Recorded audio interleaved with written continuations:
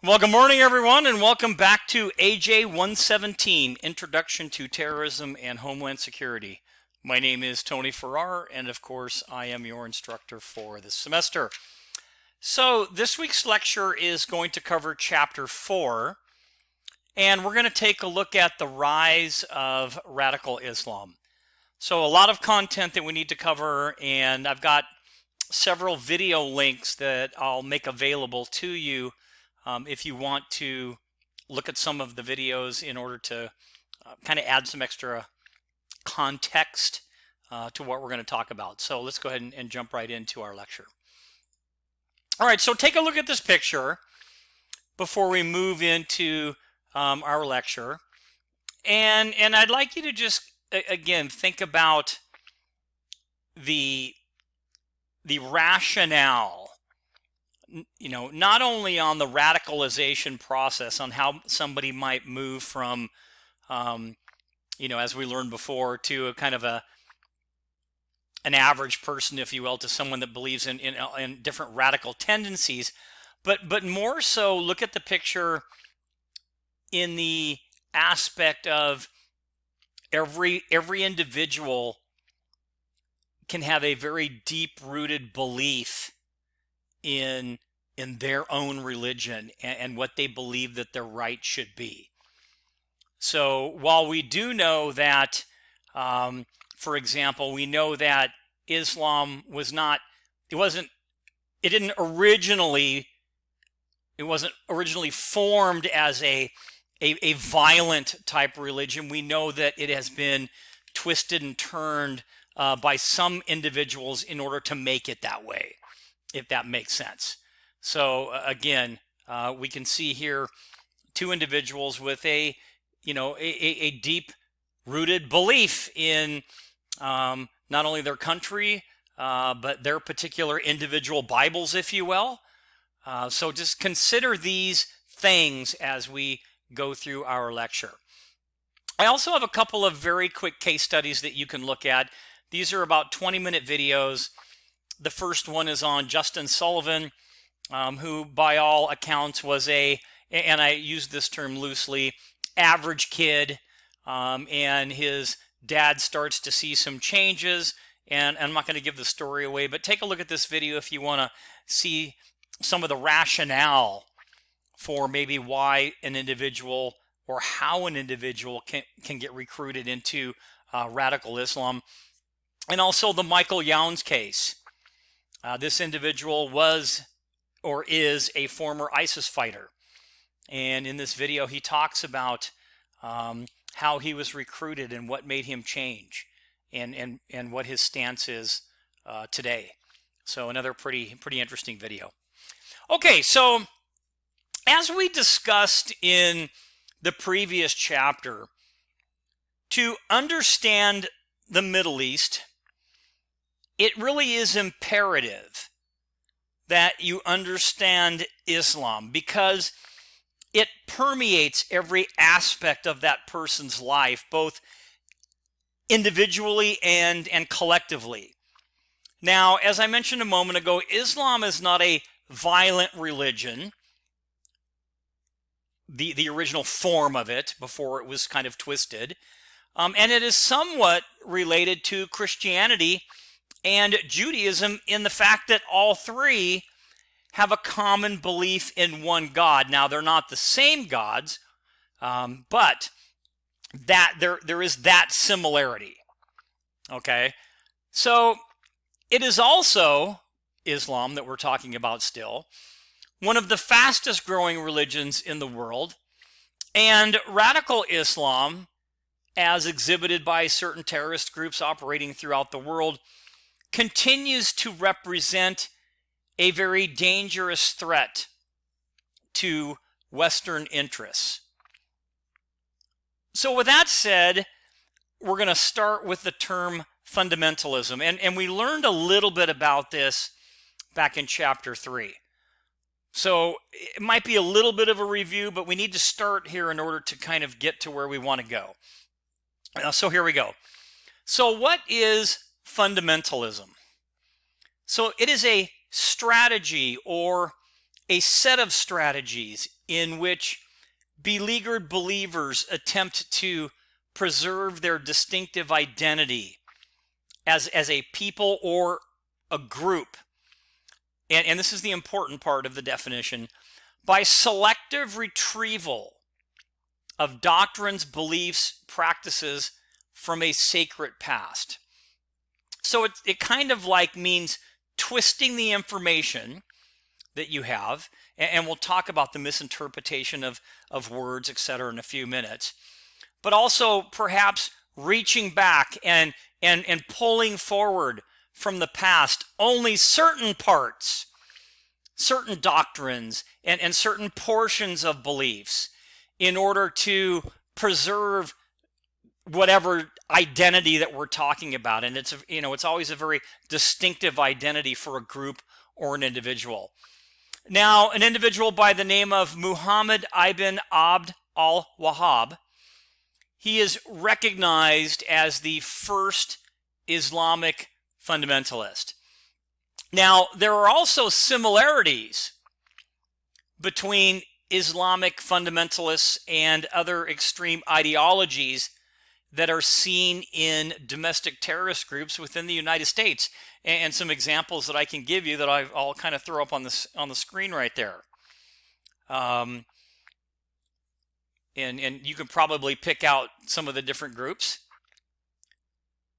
So again, Islamic fundamentalists and many extremist or domestic terrorist groups, they also rely on selective interpretation, moreover, misrepresentation, if you will, or misinterpretation of important documents. So an example I can give you would be in the United States, the Bible and the U.S. Constitution have been selectively twisted to form the ideological basis seen in some of our right-wing groups, like neo-Nazi groups, like the skinheads, because they're only taking a piece of something and they're twisting it by word or by sentence, if that makes any sense. So again, sometimes just carefully changing things to fit whatever it is that they want them, they want it to fit.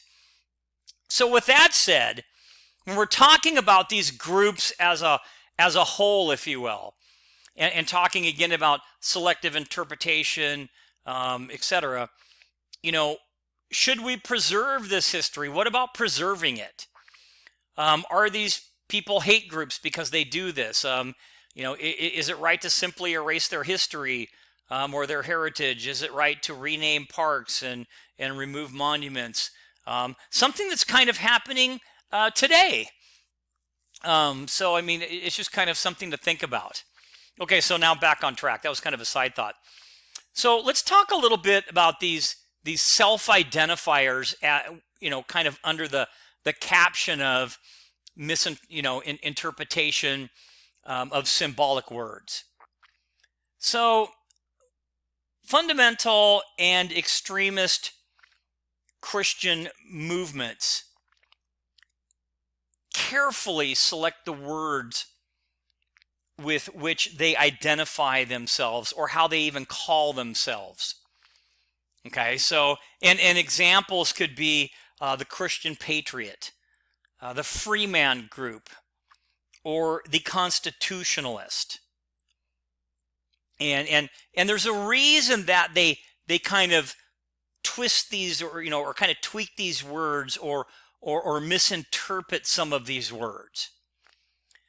Because these self-identifiers are intended to appeal to nationalistic and religious beliefs held by people to do two different things for two purposes, if you will. One would be to soften the public image of this fundamentalist or radical group, so to not make them look as bad, if you will.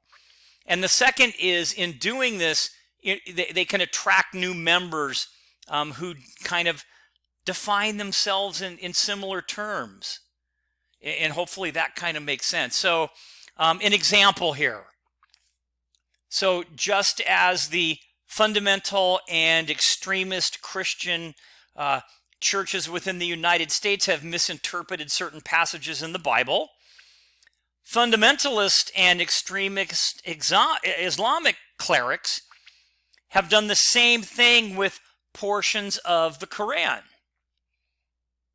So to illustrate, the Arabic word jihad is a symbolic word focusing on a person's inner struggle to submit to the will of God. Now, in the Quran, jihad has little to do with an actual physical war and really nothing to do with a religious duty to go out and kill Westerners.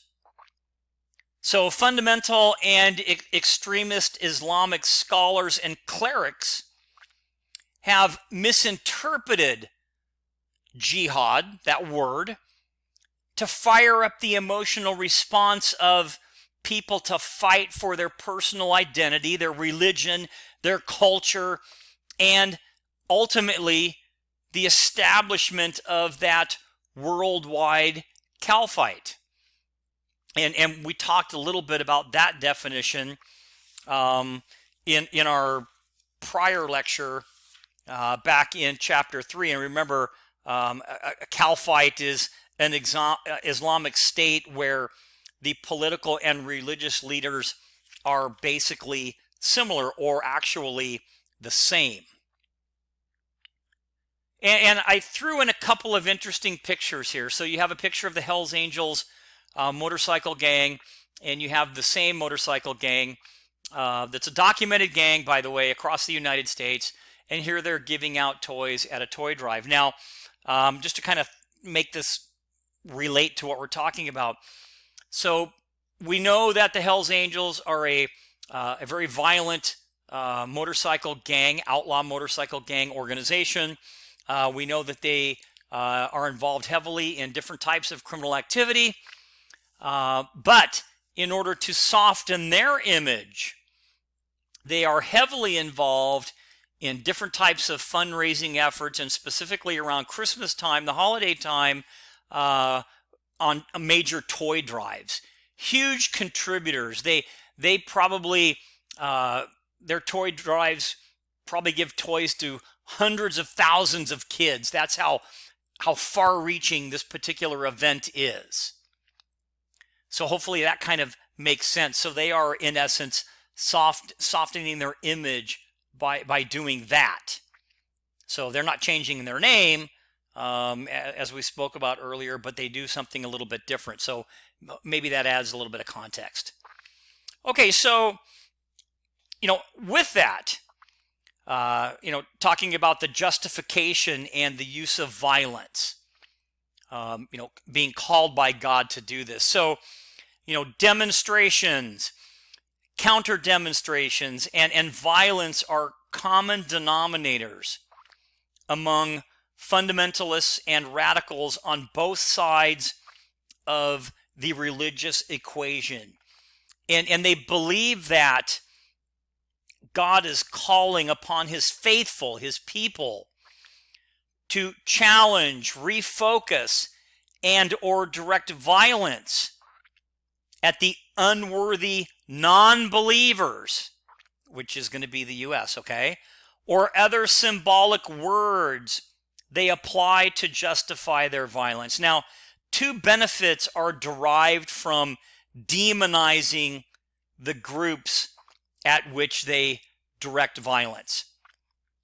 So, first of all, by demonizing the group at which violence is directed, they think they are basically good people, right? Because they're doing God's work. And secondly, that they are absolved of any culpability or responsibility, if you will, or sin, because their actions, again, are required by God, and they're not optional because they're required by God. So hopefully that kind of makes sense a little bit too. Now, the misinterpretation of important documents by fundamentalist and extremist Islamic and Christian groups, creates a problem, because uninformed people assume these the characters that they're putting on, the characterizations that they're throwing out there are true, and that they really represent Islam or Christianity. However, these extremist groups, movements, and their leaders represent an extremely small portion of the mainline religions they report to be a part of. So hopefully that makes sense. So, again, they get a lot of publicity. They're a small, group. They get a lot of publicity, and this helps them kind of gain momentum, if you will. And there are over 2 billion Christians and over 1.6 billion Muslims. So now it's okay. I have another interesting video in here that relates to the First Amendment, and as it relates to religion and the First Amendment. This is a TED Talk by an individual that talks about the Westboro Baptist Church. And without giving it away, basically they go and they picket at the funerals of American soldiers. And one of the fathers basically took this issue all the way up to the U.S. Supreme Court, saying, hey, they shouldn't be allowed to do this, and I will let you figure out what the answer is. Now, these individuals, they don't go into the service. They stay outside in an area that they're allowed to be, but you can just look at the signs right there, and you can see how disgusting those signs are. And again, watch the video and maybe do a little research on your own to find out what the Supreme Court or how they ruled. Okay, so now we're going to talk about, again, we're still under the umbrella of justification and use of violence called by God. And we're going to talk about a phrase called eschatology. And eschatology is the part of religion that focuses on the last days, or the destruction of the world. So, there's been some written work on eschatology. So, an author by the name of White, his work on the eschatology of terrorism accurately depicts another commonality between fundamental and extremist movements, whether they are Islamic or Christian in origin. Now, eschatology is derived from an ancient Greek word that essentially describes the end of the physical world. And for many Christians, as I said before, or Christian extremists, the end of the world is shaped by their misinterpretation of the Battle of Armageddon as it's depicted in the Bible. And these individuals often view themselves as the last warriors or saviors of the Christian race, if you will. Now, in Islamic extremism, the oppressed Muslim views his or her culture, religion, and way of life as seriously jeopardized by the Western ideology, and therefore without a future. And there is only one choice before the end, and that choice is to use extreme violence and terrorism. Now, going back to the authors, White and others accurately point out that when violent eschatology is politicized on a cosmic battlefield in the mind of religious extremists, all actions, again, are justified in the eyes of their God. So, again, we're talking about different viewpoints and rationales. And part of that is, and I'll ask this question before we move on to the next section, why do Islamic extremists believe they are doing the will of Allah or the will of their God? So I have a very interesting video clip. It's about 20 minutes long, and it has 3 experts that talk about this particular question. And it's very, very informative if you want to take the time to watch it. I also threw in another video about Islam's infiltration in America and how that is seen, if you will. Okay, so, let's take a minute and look at a few events and perhaps identify some differences. Now, the first are the attacks on the World Trade Center in New York and the Pentagon in Washington, D.C. on September 11th. And I have a little video clip if you want to. It talks about how 9/11 actually unfolded. And I also threw in a very interesting video clip based on the book No Easy Day. So this is a firsthand account of the mission on tracking down and basically killing Osama bin Laden.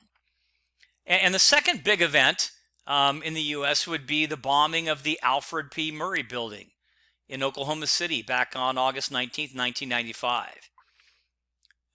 Were both of these instances that, where individuals were called by God, or what do you think? And then another one could be the, Timothy McVeigh. He was the one that actually did the Oklahoma City bombing. And if you want to know a little bit about him, I threw in a couple of video clips there. Okay, so just to give you a little bit more stuff to watch, should you want to watch it. Now, radical Islamic groups justify their use of violence because Allah has given them a duty to purify the world. And hence, these groups are free to engage in things like ruthless bombings and killings to ensure their cause. So, when we talk about those 2 incidents, let's say, or the 3 incidents in the United States, there's a phrase called Tawhid. It's Tawhid, but it's pronounced Tawhid. This is the Islamic concept of the oneness of God. There is but one God. So again, when we talk about radical Islamic movements have misinterpreted the meaning of Tawhid, or the invisible concept of the oneness of Allah, to mean not only that there is but one God, but also that it is their mission to purify their world of non-believers by killing them. And that includes the destruction of Western society and also anyone else who doesn't believe in their interpretation of Islam. So, kind of just a little bit more information. Here is another interesting case, if you want to take the time to look at it, showing you that, radicalization isn't always just religious based. This was an incident that happened in Colorado Springs at a Planned Parenthood. The suspect is Robert Deere, and he ended up killing 3 people, one of those being a responding police officer. So, you can look at this one and see, a couple of differences that are out there. Okay, so let's talk now about charismatic leadership, because remember, our chapter is the rise of Islam. So we're talking about all of these different pieces that lead up to the rise of Islam. We talked about fundamentalism. We talked about selective interpretation of scripture and doctrine. We talked about misinterpretation of symbolic words and sentences, etc. And then we talked about the justification and use of violence. And now we're going to move into those individuals, those charismatic individuals, okay, that kind of draw people in, if you will. So both Christian and Islamic fundamental movements have been heavily influenced by charismatic leadership. And I have those that aren't involved in terrorism or anything up there, but if you look up there, Can you recognize any of those individuals? And if you can't, that's okay, but I'm not going to tell you because I want you to think about it. These were all charismatic individuals in their own way. Now, within the Christian right, examples of charismatic fundamentalists include David Koresh, Reverend Richard Butler, and William Pierce. And David Koresh, you could probably remember, was connected with the Branch Davidians. And, this was a movement that ended after a 51-day standoff in Waco, Texas. And the Reverend Richard Butler I believe it was Hayden Lake, Idaho, an early leader of the fundamental Christian ideology called the Aryan nations.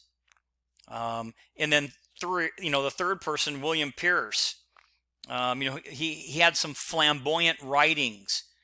A couple of them were the Turner Diaries that were found in Timothy McVeigh's car when he was arrested within hours after the bombing of the federal building in Oklahoma City. So, again, charismatic leadership. You're going to need somebody to kind of draw those individuals in. And fundamental Islam has been led by the writings of various fundamentalist philosophers and ideologies. And several of these individuals wrote centuries ago about European, colonialization and the exploitation of their land, conditions that have long passed, yet their philosophical ideology is given renewed credibility by, charismatic religious leaders like Sheikh Omar Abdel Rahman, Sheikh Ahmed Yassin, and of course Osama bin Laden. And if you want to know a little bit about them, Sheikh Omar Abdel Rahman, they called him the blind sheikh, who was convicted and given a life sentence for his role in the 1993 bombing of the World Trade Center. Sheikh Ahmed Yassin, who was the former leader of Hamas, the Islamic resistance movement in the West Bank and Gaza, and was responsible for hundreds of suicide bombings. And then Osama bin Laden, a key leader in Al-Qaeda and the attacks on 9/11. And, in each one of these fundamentalist cases, we can see selective interpretations. We see similar patterns, patterns of selective interpretation of scriptures and misuse of symbolic words, or combined with philosophical writings from years ago. They are kind of married up to current political conditions by very charismatic personalities. So that's, these are some people that had that charisma in order to kind of bring people into this rise of radical Islam. Okay, so now we're going to talk a little bit about the political dimension of Islamic fundamentalism. So essentially, Islamic fundamentalist organizations attempt to re-Islamize societies that were ruled politically and economically by secular governments. And these governments are often allied with Western powers, including the United States, and often internally suppressed their own people. Now, in the past, some countries of the Middle East, Libya, Iraq, Egypt, Syria, and Saudi Arabia, I believe, represent suppressive governments or kingdoms where the tenets of democracy were non-existent. There were no free elections. There were no differences in socioeconomic classes within the population, and there was a concentration of wealth in the hands of only a few families, which often ruled the country and controlled all aspects of business and economic life. And many people in these countries lived in poverty, had no education, suffered from diseases and malnutrition, lacked access to medical care, had no real political power. And most Arabs argue that this is the case in the West Bank and Gaza, where the Palestinians live under the occupation of Israeli forces. And we've talked a little bit about that. We talked about Palestine and such back in chapter 2. So what about, again, still under the umbrella of political dimension of Islamic fundamentalism. So usually these governments, they're not freely elected. They have great differences in socioeconomic classes with, poverty, kind of how I just alluded to. There's this lack of education, and they certainly suffer from a lack of medical care. Now, again, Islamic fundamentalists attempt to kind of re-Islamize societies that were ruled politically and economically by secular governments, and such desperation then lends to fundamental Islamic propaganda, which promotes hope for change. So they actually try to look like they're the big guys and or the good guys, and they use propaganda in order to do that. Now, as I mentioned a minute ago, most Arabs argue that this is the case in the West Bank and Gaza, where Palestinians live under occupation of Israeli forces. And the freedom of movement is limited through imposed curfews, and therefore opportunities are limited as well. And we've seen some of these maps before, but if we're going to talk about Gaza and the West Bank and Israel, it's always good to get a visual so we kind of know what we're talking about. So now we're going to talk a little bit about the Arab Revolution and Arab Spring. So beginning in spring 2010 in Tunisia, Egypt, Libya, and Yemen, events have yielded unprecedented changes in government throughout the Middle East and North Africa. And many of these changes have come at the hands of violent uprisings, which have frightened tourists away and deepened the poverty in the Middle East. And an Arab Spring is the name given to these different events. So, and we're going to kind of get into what it is in a minute.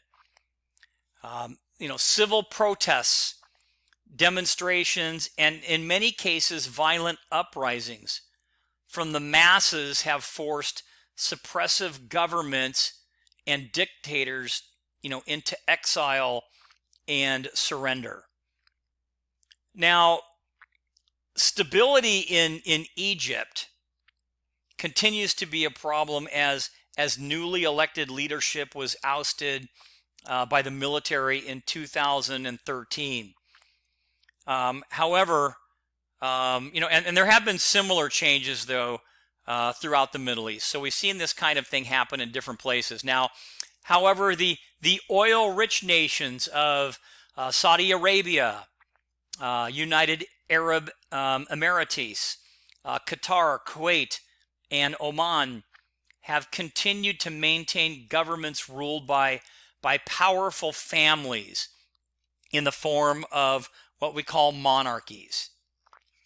So again, Arab Spring is a series of recent revolutions beginning back in December of 2010, in Tunisia, aimed at increasing individual rights and freedoms for the people living in the Middle East and those countries. Monarchies or constitutional monarchies, if you will.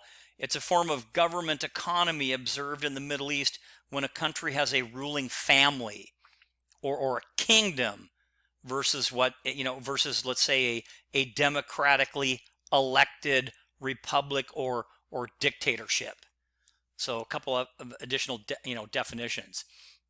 So what now are some factors contributing to the formation of Islamic fundamentalism? What are some factors? Well, first would be opposition to state authority. The next would be socio-cultural and economic strife. And the next would be opposition to foreign occupation. And we talked about that in an earlier chapter. And the phrase we're looking for here is colonization. And we should remember what those are. Now, Islamic fundamentalists or fundamentalism is divided into two phases, which are represented throughout the history of the Middle East and the Muslim people. Muslims and Islamic fundamentalists interpret the first phase as the positive period or the positive phase. And during this phase, the first Islamic state was created in the Arabian Peninsula, and Islam was expanding. And this was 600 AD to the early 1900s. Muslim culture and civilization were brought to their height with the spread of the great Middle Eastern empires. And this positive period, however, was soon followed by a second phase.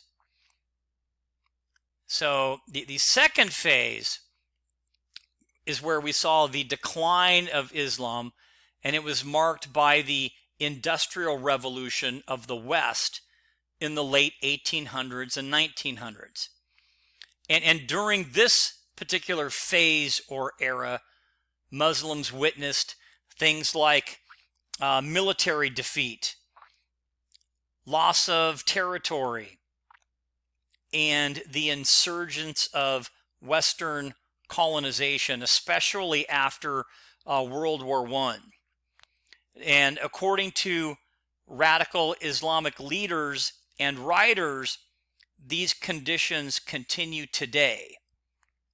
And we'll talk about a new phrase in a minute. So as I said, according to radical Islamic leaders and writers, this has continued as evident by diaspora.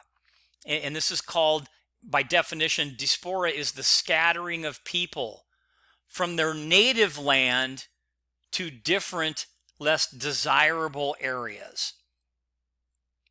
Sometimes even smaller areas. So that's kind of the definition. So, and what falls underneath that, you had the Palestinian people and the creation of Israel. So you had people moved around, right? And then you have the U.S. military involvement in Iraq, Afghanistan, and Qatar escalates radical beliefs that Western countries continue to destroy Islamic culture.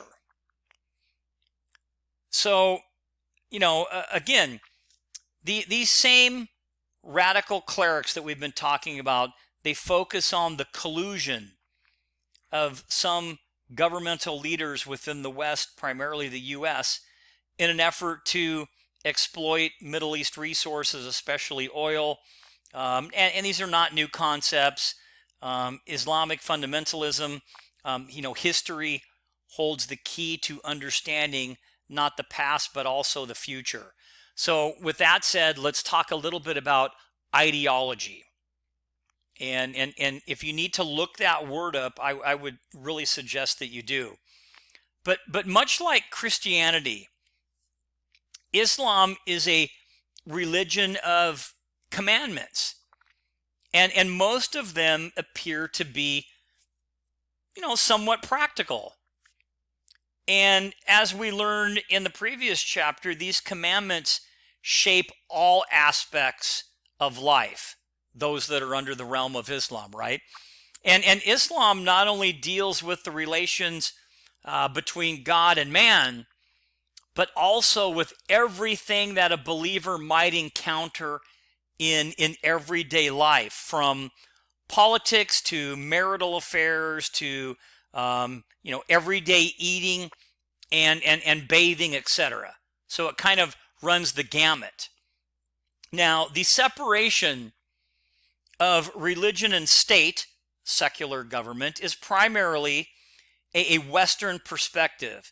However, in the Middle East and in the world of Islam, it has been traditionally supported by the Sunni tradition, and we learned this in prior chapters. Conflict over secularism can be traced to the early split between Sunni and Shia traditions, and we've learned that already, after the death of Muhammad. So we're kind of talking just a little bit of rehashing that. And in the Shia tradition, as represented in Iran, strong emphasis is placed on the union of Islam and government and the enforcement of strict Sharia or Islamic law. And so we do know the difference now between, remember, Sunni and Shia. So Sunni radicalism focuses on conditions observed in colonialism and the exploitation of people and natural resources, mostly oil. So Muslims tend to, their reactions to the term secularism have been influenced by Western history, politics, and religion, and by the fear that secularism leads to marginalization of their religion. And many Muslims interpreted European colonialism and attempts to, introduce modernity as an attempt to impose Western customs, including secularism, separating religion from the state and society, thus weakening the moral fabric and religious power of the Muslim community. So you can see that, there's some different ways of looking at this. And again, we should know the difference between Sunni and Shia. So what is this term that I've been talking about when I talked about modernity? So this usually refers to post-traditional and agrarian states toward capitalism, industrialization, secularization, and technology innovation. And again, some, the Muslim religion, Islam views this kind of as an attempt to weaken the moral fabric of that community or that religion. So that's why there's, it's not really accepted that well. Now, Turkey is an example of blending East with West and a viable alternative to this radical fundamentalism. And other countries in the Middle East view, democracy, capitalism, technology, and again, secularization as a challenge to Islamic existence. Today, radical Sunni philosophers and traditional Shia beliefs merge to support the idea that government and religion should be one. And this is a phenomenon that still rattles most scholars of the Middle East, as the Sunni and Shia traditions have been bitter enemies historically since their original split in the 4th century after the death of Muhammad. And then finally, 19th century Western colonial intrusion in the Middle East eroded their religion, culture, values, and government, and it created motivations for anti-Western Islamic fundamentalist movements of the 1980s. Okay, so now I want to look at, again, some of the ideologies of these Islamic fundamentalists. And meaning kind of, what are they thinking really? So the inability of modern Islamic philosophers to resolve divisions within the Muslim world has created an opportunity for Islamic radicalism and fundamentalism. And Islamic thinkers have borrowed various models of political, social, legal, and even educational ideas from the West and adapted them to reflect and reaffirm Muslim goals. Essentially, they have attempted to adopt Western organizational structure and mold it to fit Islamic values.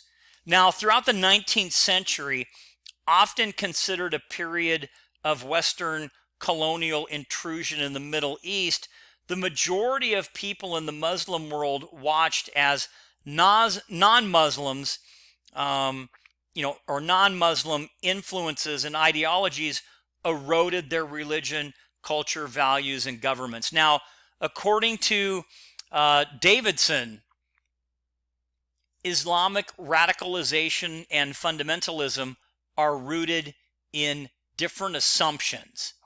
And we're going to look at these 5 assumptions right now. First would be the Muslim world has turned into a state of disorder because of centuries of political and moral decay. Islamic fundamentalists believe that this decay began when the values within the Muslim religion were not respected or diligently practiced.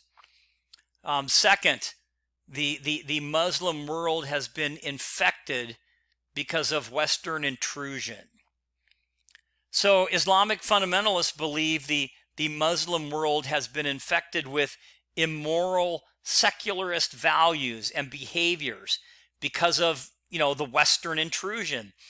And these ways were an inherent part of the various Western-inspired governmental experiments of the 19th century, as well as the secularizing of legal jurisprudence and educational systems. Number 3, belief that they need to fight to re-Islamize the Muslim world. So fundamentalists believe that they need to fight this perceived decay by re-Islamizing the Muslim world. And in order to do this, to re-Islamize the Muslim world, the Sharia, the Muslim law, must be reintroduced and strictly enforced. And most aspects of Western cultural and political influence must be done away with or purged, and in most cases, violently. 4, the only way to re-Islamize society is to re-politicize Islam itself.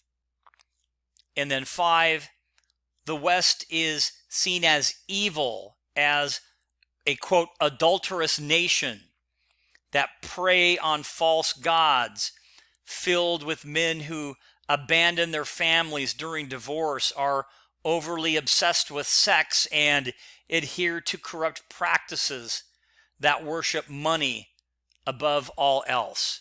So the West is evil, if you will. So, again, these are Davidson's 5 Islamic radicalization and fundamentalism.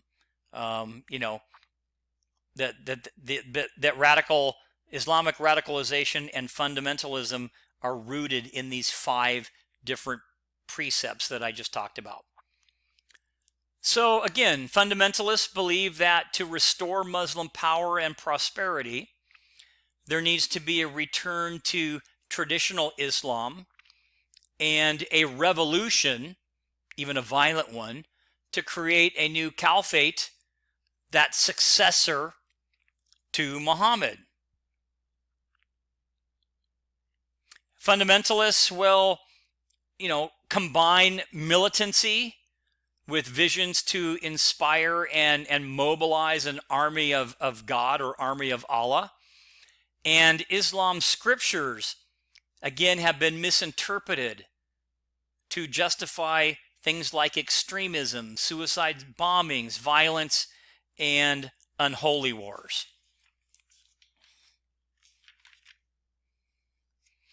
All right, so this might be a good time to go ahead and stop. So we're just about halfway through, so it might be a good time to go ahead and do it. So we'll stop here, and this will complete part 1 of chapter 4, the rise of radical Islam. And then in a few minutes, we'll come back for part 2, and we'll talk about Wahhabism.